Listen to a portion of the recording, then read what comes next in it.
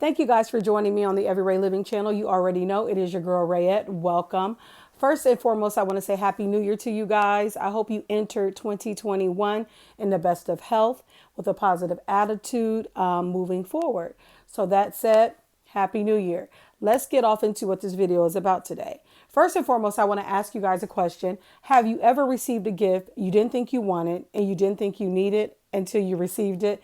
And those gifts or that gift became the very thing you needed and wanted. I apologize, me and this shirt is not being a team player together. It's not being a team player. But anyways, have you ever received a gift you didn't know you wanted and needed until you received it? Well, that's what this video is about. I want to share some gifts with you that I received over the holidays. Gifts that I didn't think I wanted or needed until they were gifted to me. And in doing that, I want to do a soft giveaway slash drawing. Not because you need anything from me, not because you want anything from me, but it's my appreciation to you. But in doing that, I want to give someone something they don't think they want and they don't think they need, but when they received it, it was at that moment what they needed and wanted. I will give you more details at the end of the video, but I will say friends and family can join. I am doing a drawing slash soft giveaway on my podcast as well. So like I said, at the end of the video, I'll give you details on how you can join the drawing to win a little something, something. The reason I wanted to do this video, not just because we all get gifts we may not think we want or need, but the reason I want to do it is because it moved me so much with the gifts that I received.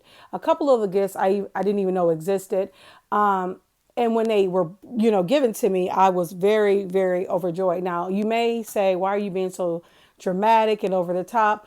I'm really not. This is my true emotion about the gifts I received. Granted, I'm not going to show every little gift that I got because I kind of think that's cheesy. But I do want to share with you because I want to encourage not just my gift giving, but I want to encourage someone else in their gift giving because you just never know what that person needs, what that person is going through. And if it's put on you to do something for that person, you are never going to know how impactful it is if you don't do it. So that said, let's start with the first gift. This gift came from my Secret Santa at work. Now, granted, we all do Secret Santas. And if you are like my company, we have a little piece of paper where there's a lot of questions on there about what you like, what you're into, what your hobbies are. So it kind of gives a reference point to the person that's buying something for you. So it's kind of hard to buy a bad gift if you don't deviate from that list. Because let's face it, even though it's the thought that counts, everybody wants a nice gift. So anyway, I got this one of the many nice gifts that I got from my Secret Santa, Sarah. This is what I got out of the bag, my grand finale gift, I would call it. And this is called a wooden book stack. Never heard of it, never, seen one before. But when I pulled it out of the bag, the first thing that caught my attention was the buffalo plaid ribbon. Now, we all know that everybody probably had buffalo plaid on Christmas. Your timelines were probably loaded with everybody in this print. But it is a real pretty print or whatever. But that's what caught my attention first. And I already knew this would be something you would sit on a mantle, a shelf, a fireplace, wherever you want to put it. So I was like, oh, this is so pretty. The color is cute. The wood is smooth. I just, again, very appreciative, like the boat, whatever. Well, then I turned it around because this is what I saw initially. So then I turned it around and then there was this, the writing faith over fear. I don't know if you can see it because of the glare, but that's what was on the other side. Now, the reason this was a big deal to me is because this particular day I was feeling a little, I don't want to say under the weather because I was fine as far as not being sick, but just feeling a certain type of way because it was coming up on the second year that my mom was going to be gone. And Christmas was one of those holidays that she, came over and we just ate and had a good time. So when I read Faith Over Fear, not because I was fearful of anything, but it was just reassuring that everything was going to be okay. So when I read that, I was calmed and just, some tears festered. They didn't fall, but they did fester. And I thought, man, this was really nice. And not only that, I can place it and love it and then place it and show these words on it. So when I go back to thank her for the gift, she told me she made it and she makes them all the time. And her son sanded the wood down. And that made it even more special because not only did they take the time to make it themselves and they do it all the time, it was to me done from the heart because they could have bought this, which I've never seen them before until I opened it. And then a couple days later, Jada and I went to TJ Maxx and we saw what I would call a knockoff version of the real deal. And they could have done that, but they put the time and energy into make something that I truly, genuinely love. And every time I think about this, every time I see this, I think about how I felt that day, how I turned it around unexpectedly to see faith over fear. And that's universal. That's for any and everybody in any and every situation you're going through. So that's like the gift that keeps on giving, to have faith over fear. So that was one of the gifts. And then my granddaughter's mom, Christina, she gifted me the Michelle Obama collection. Her book, Becoming. Sorry, I'm not doing this in a good order. Becoming. Her journal, Becoming. And then Quotes to Live by Michelle Obama. Now, let me just talk to you about this particular situation. I knew that Michelle Obama had a book. I saw when she was promoting it. And at that time, I had a fleeting thought, should I purchase her book?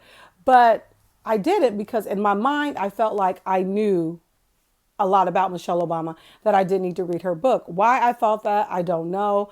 But I just knew enough off the surface that I'm like, okay, I already know.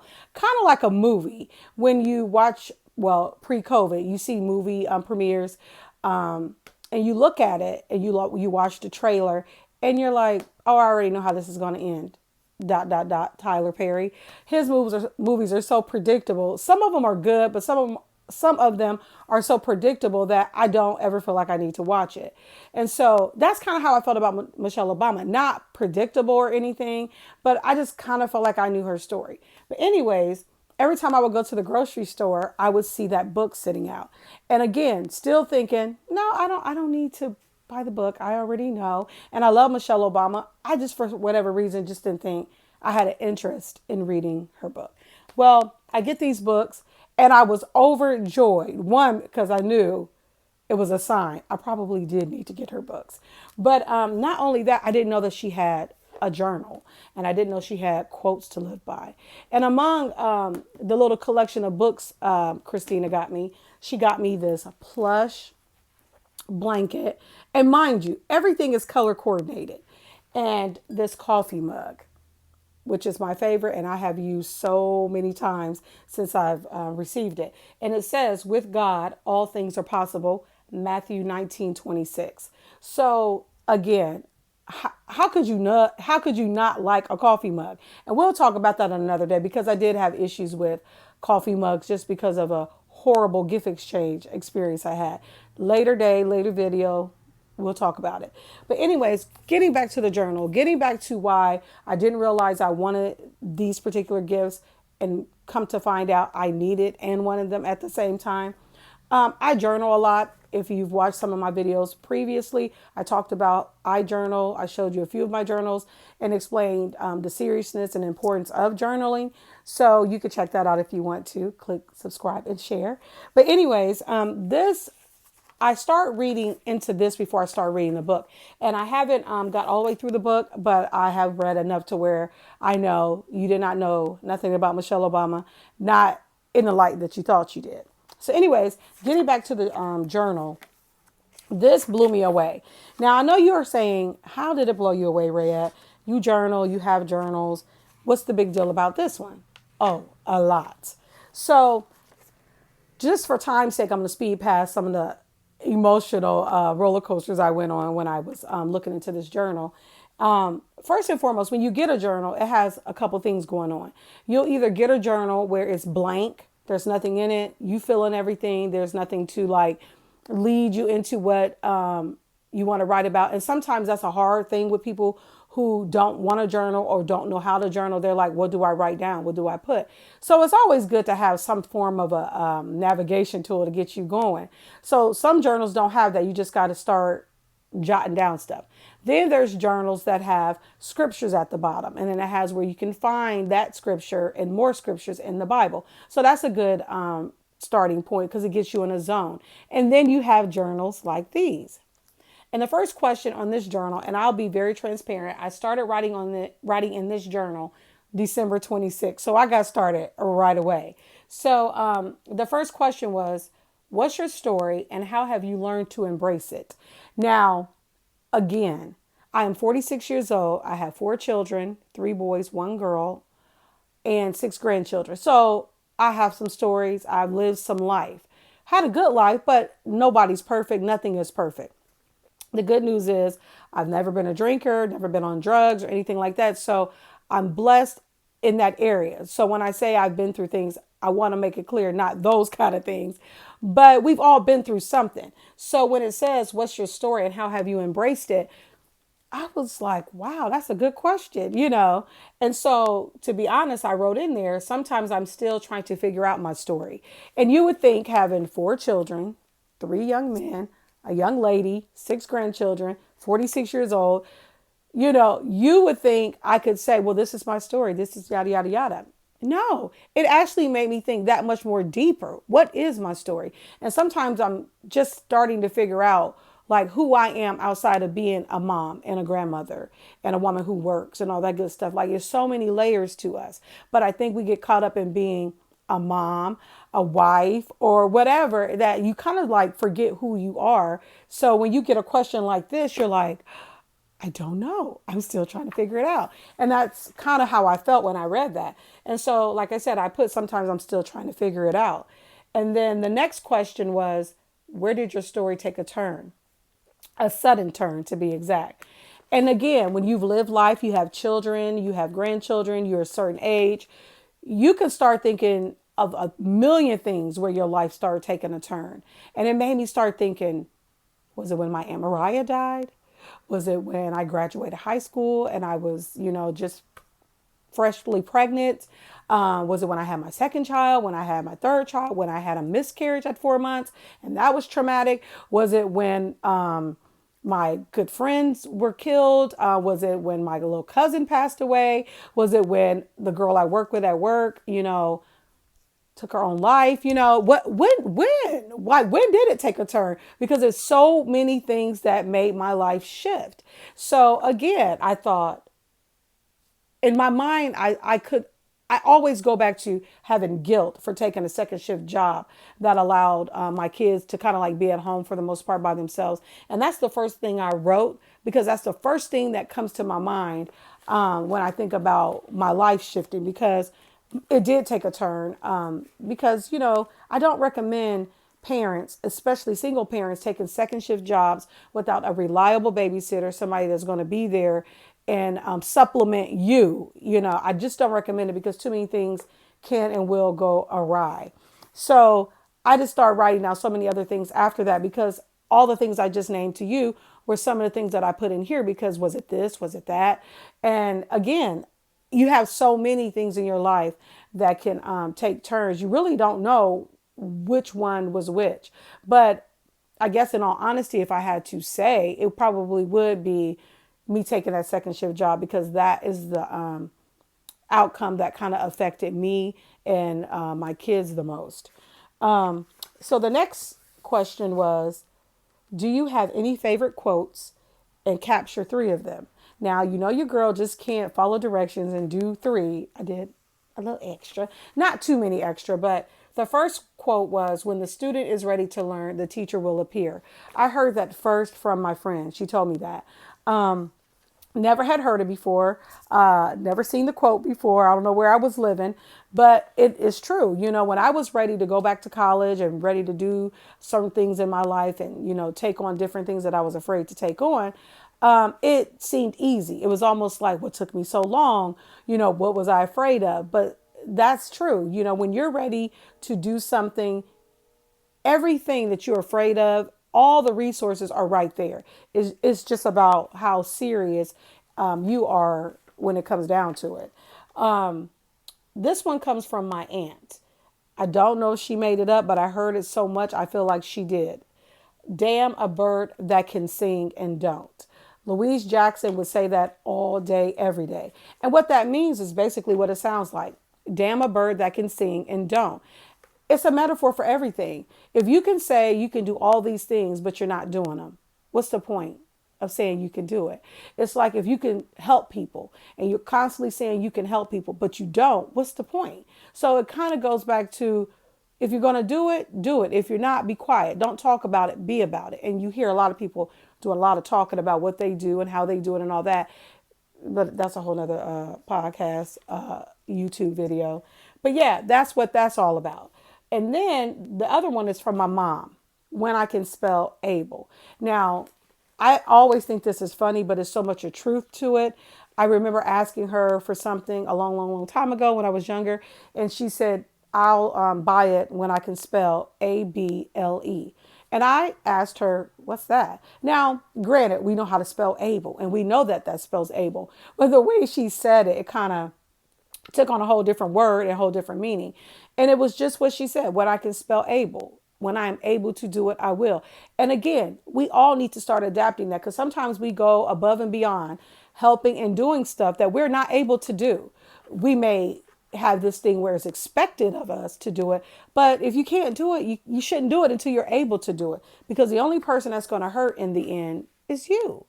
And the next quote comes from my uncle Eugene Jackson.